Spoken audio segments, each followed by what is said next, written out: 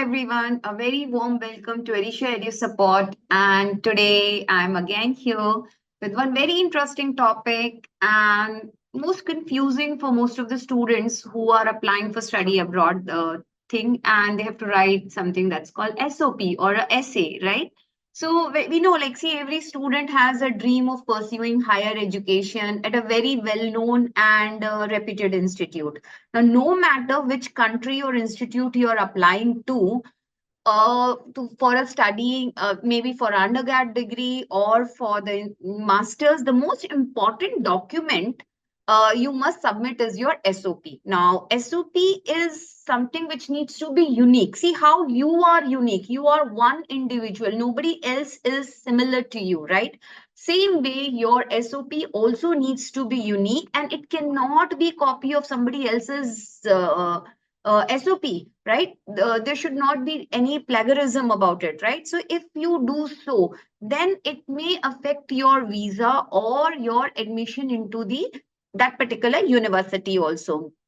Your visa application may get rejected. The embassy may find out that it is a copy of another student, or there is some plagiarism over here. So that's the reason it becomes a very important document which can like decide, could be a deciding factor for you for admission into any university, right? A unique SOP is very important in terms of your college admissions. Now, in today's video, I will try to explain you step by step, like what exactly is SOP and what are some of the, I can say, 8 steps, clear 8 steps to write a unique SOP. I can guide you, but you have to make it unique by adding your inputs, your experience, and your life into it, right? So let's first think about when I say SOP. Some of you may not know the full form of it, right? So it's known as statement of purpose, right? It's nothing just an essay of your academics or your professional achievements, and like you may include your future goals, and you choose like why you're choosing a specific course or a university or a country. See, there must be see, there are so many universities, there are so many courses, so many countries are there. Why you're choosing this particular course, why exactly you're choosing this university only and that particular course in that particular university only. There should be a reason behind every single thing. And if you have any working experience, some students do the part-time work or internship, or if you have anything such like this, or you have done some social service work, include all these things, your extracurricular activities, which are correlated directly with the degree which you are applying for. Please mention that also in your SOP, right? So now let's focus. So now that's very important it becomes a very important document for you, right? So now let's shift to the main point, that what are the some major steps, simple steps. I'll talk about very simple steps to write your SOPs. I can say some 8 steps are there. The first one, you should make an outline of your SOP. That means do some brainstorming beforehand. Uh, Before writing a SOP, that what exactly you're going to write it, what will be the beginning, how you'll begin, what you'll write in the middle of it, what all extra things you will add. Jot down your points, right? The main points, and then you can elaborate it little later. The second step is writing a catchy and interesting introduction. Third, give a proper relevant background information related to your academics and professional life. Give reasons to choose a specific course, country, or a university. Write down your goals, the fifth one, right? Now, the sixth is, what are your expectations from this particular course? You're joining a particular course. You are ready to invest your money, your time. You want to gain some education from that particular university. So, what exactly you're expecting out of it, right? So, after all this, you write a brief conclusion. So it's an essay, right? But we call it a statement of purpose. So no essay is completed without a conclusion. So you must have a proper introduction, a catchy introduction. Middle, you may have 3-4 paragraphs as what I have discussed. And the last thing should be your conclusion. Now, what I can say is, last but not the least, proofread your own SOP. You yourself must proofread your SOP twice before showing to somebody else. And then last, finally, give it to a friend or a teacher or a mentor to edit it and guide you to make it a better version of whatever the kind of SOP you have written, right? So these are the basic 8 simple steps in which you can write your SOP. Now I'll discuss each step in detail with you so that you can understand and get a clear understanding about how to write a statement of purpose, right? So the first and the most important thing to create any SOP is write an outline. Jot down what, think about it, do some brainstorming. You must create an outline. Okay, fine, this will come in introduction, this will come in my first paragraph. This is what I'm going to write about my goals, my long-term goals, my short-term goals, right? And give a proper time or outline to your SOP. This will help you to organize your SOP, right? As I told you, it's an essay. So essay must be well organized with very well organized introduction, body paragraphs, and a conclusion. So this brainstorming part or outlining part will help you to organize your essay, which is very important, right? You cannot neglect this particular part. You cannot do like this, writing one sentence and then thinking and then writing and thinking. That way, it was never going to help you out.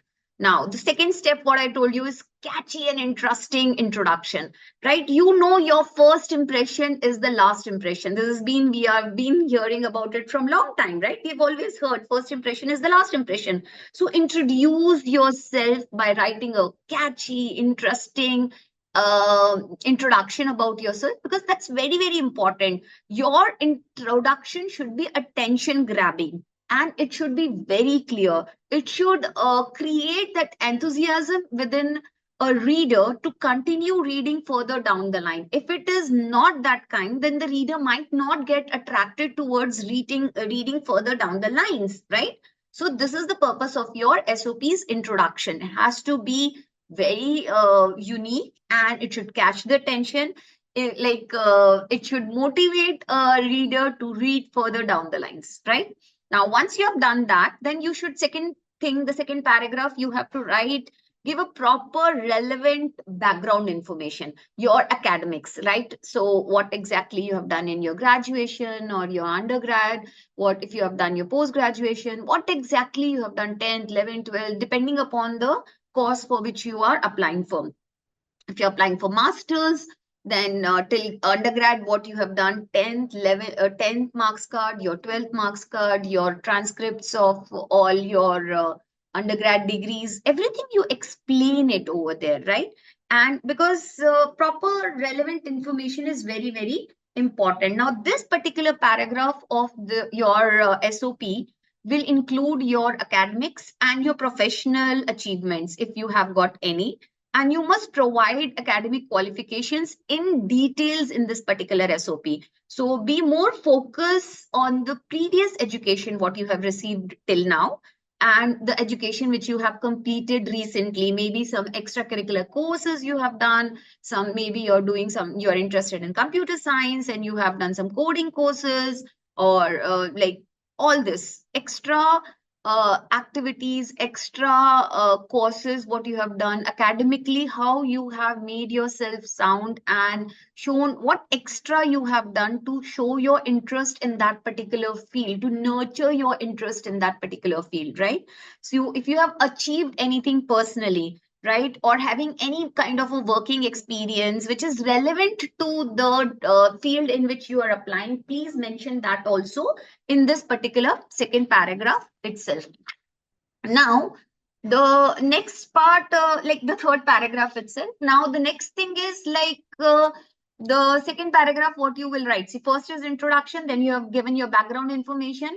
Now, the third paragraph, you should write a reason, right? Give reasons to choose a specific field and that like specific course and that country. Now, you see, I want to do MS in finance. Now, why exactly only MS in finance? Why not something else, right? Why not something related to risks management? Why not something related to business administration, right? Something, there are so many fields. Why exactly you have chosen this particular field? Now, in spite of having multiple fields in front of you. There's a wide array of fields in which you can do MS, but why you have chosen this particular field, right? So your interest was there in finance. So what exactly you have done to nurture this interest, right? Now you have chosen that, you explained that why you want to do like your MS in finance only, why not in something else? So you told that now you are choosing a college or a university. Why? There are wide, so many universities are there in the world which are providing this particular same course, but still you're choosing a particular XYZ university. Why this particular university in this particular country and in that location? There should be a reason behind each and everything. Reason behind choosing university, reason behind choosing the country, reason behind choosing that particular state where that particular university is there. So you explain, giving specific information, right? And here you have to explain how this particular specific degree or the course which you're going to do in this particular university will help you in future, right? You must compare different courses and their benefits and drawback, right? So if I do A, this is the benefit, this is the drawback. If I do B, this is the benefit, this is the couple of courses. And then you say, like, if I'm finally doing this particular course of MS in finance, these are the benefits, and because of these benefits, I'm choosing this particular university in this country and this particular course, right? So this is how you have to do the research about it, and you have to write it. Now the next paragraph, you have to write down your goals. See, you must have a goal, right? So specific, it's a very important step in writing SOPs, but most of the students, they miss out on writing this. They forget to write their goals. See, your goal should be a smart goal. A specific goal should be there. It should be measurable, right? Achievable, relatable, and time bound goal should be there. That's what I say, the SMART goal, right? So it's a very important step in your SOP writing. So you must have a SMART goal, right? So the future goal should be there. And if you will not write these goals, and if your goals are not in that SMART category, that which I explained it to you, it may give a negative impact to the reader. You must write down your short-term goals, specific short-term goals, like 6 months down the line or 1 year down the line. I want to achieve these things, right?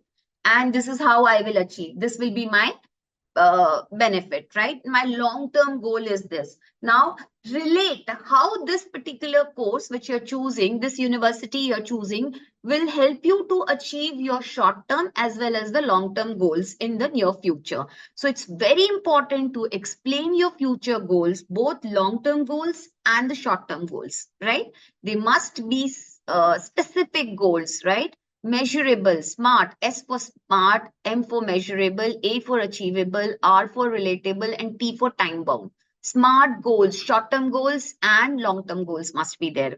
Now, next you can write your expectations from the course, right? The next paragraph, right? So next paragraph, you'll write your expectations. What is your expectations from this particular course? You have joined this course, you're joining this course with certain expectations, obviously, right? So I will gain this particular knowledge or explain the future goals. You must also include a specific paragraph which will describe your expectations from this particular chosen course. Many students, they don't do this, right? And this is their biggest mistake. They don't write that what is their expectations from this particular course, and including this paragraph is very important. Ensure that the reader, like, no, if you add this paragraph, it ensures the reader, it gives that assurance to the reader that yes, you're very serious about your future goals, you're very serious about this particular course, and you are seriously looking into taking admissions, or you're really interested in taking admission into this particular course in this university, right? And you have done good research about your course, you have done good research about the country as well as the university also. Finally, you must write a brief conclusion. Remember, see, conclusion is what? It's just the conclusion, summary of whatever you have written, right? So when you have given all your personal information, describes the reason for choosing the specific course, institute, country, explain the future goals, including this course, how it will help, the gist of it, it may be a 2 or 3 lines very brisk, very crisp, to the point summarization of whatever you have written till now.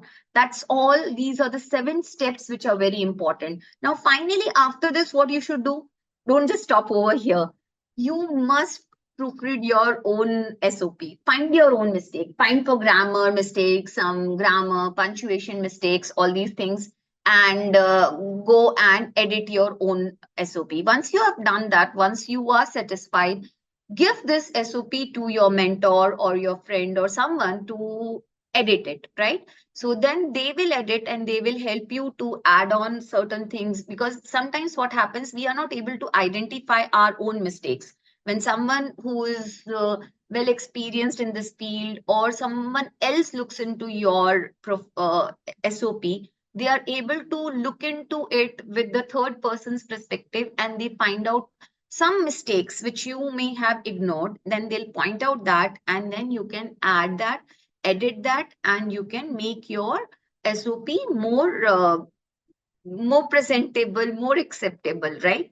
So it's very important that SOP must be written in the proper format and be grammatical error free. No grammar errors, no punctuation errors should be there, right? So this is all about your SOP writing. A very short video soon I'll make it, related to some 3 to 4 common mistakes which students make while writing SOP, right? So I hope this video will help you, would have given you some insight about how to write the SOP.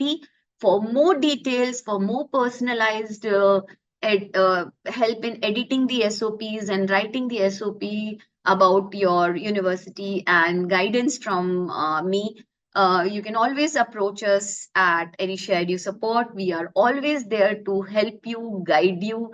Thank you so much.